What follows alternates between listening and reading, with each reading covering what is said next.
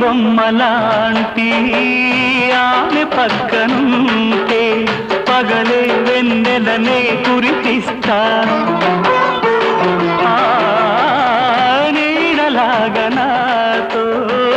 ఏడడుగులు సాగితే ఇలలో స్వర్గంనే సృష్టిస్తా రసరమ్యం ఆ రాగ విలాసం రసరమ్యం ఆ రాగ విలాసం వసివాడదు అది ఆ జన్మాంతం అందమైన నా ఊహల మేడకు ఆవిడమణి దీపం అంది అందని నాశలకు ఆమె ప్రతిరూపం ఆ తలపే నా ధ్యానం ఆ అభినవ దేవత నా ప్రాణం